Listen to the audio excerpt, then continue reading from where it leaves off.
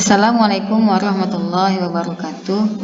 Nah, kembali lagi kita di pelajaran pendidikan dan kewarganegaraan.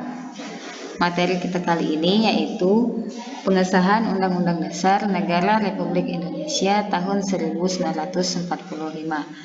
Nah, sebelum kita mulai pelajaran, marilah kita mengucapkan basmalah. Bismillahirrahmanirrahim.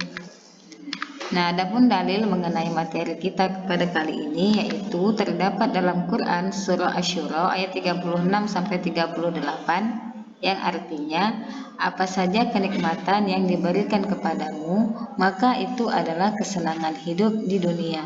Sedangkan apa kenikmatan yang ada di sisi Allah itu lebih baik dan lebih kekal bagi orang-orang yang beriman dan hanya bertawakal kepada Tuhan mereka. Dan juga bagi orang-orang yang menjauhi dosa-dosa besar dan perbuatan-perbuatan keji, dan apabila mereka marah, segera memberikan maaf. Dan bagi orang-orang yang memenuhi seruan Tuhan dan menegakkan sholat, sedang urusan mereka diputuskan dengan jalan musyawarah antara mereka, dan mereka menginfakkan sebagian dari rezeki yang telah kami berikan kepada mereka. Quran Surah Asy-Syura ayat 36 sampai 38. Baiklah, kita masuki materi kita yaitu pengesahan Undang-Undang Dasar Negara Republik Indonesia tahun 1945. Nah, satu hari setelah proklamasi kemerdekaan negara Indonesia, PPKI menggantikan tugas BPUPKI. PPKI sidang pada tanggal 18 Agustus 1945.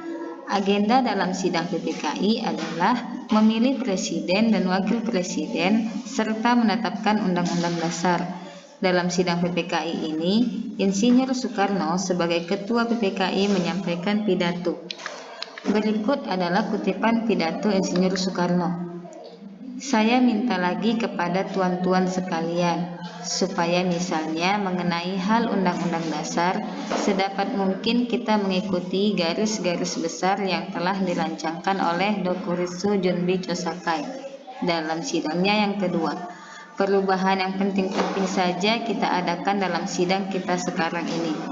Urusan yang kecil-kecil hendaknya kita kesampingkan, agar supaya kita sedapat mungkin pada hari ini pula telah selesai dengan pekerjaan menyusun undang-undang dasar dan memilih presiden dan wakil presiden.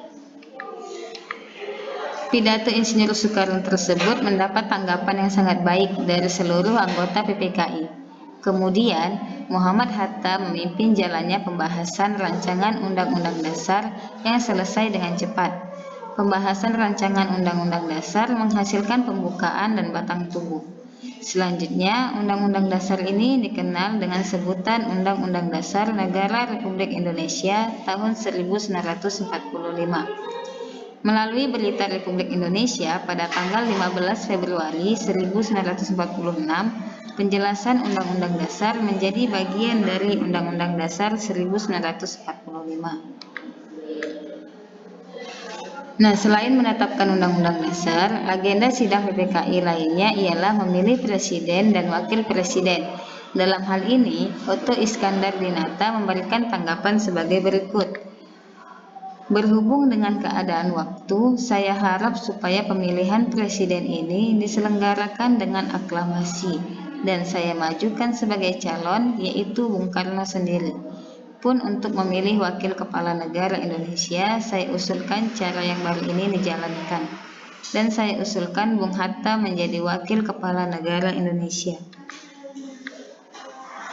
Adapun tanggapan Insinyur Soekarno dalam sidang PPKI setelah terpilih menjadi Presiden Republik Indonesia adalah sebagai berikut. Tuan-tuan, banyak terima kasih atas kepercayaan tuan-tuan. Dan dengan ini saya dipilih oleh tuan-tuan sekalian dengan suara bulat menjadi Presiden Republik Indonesia.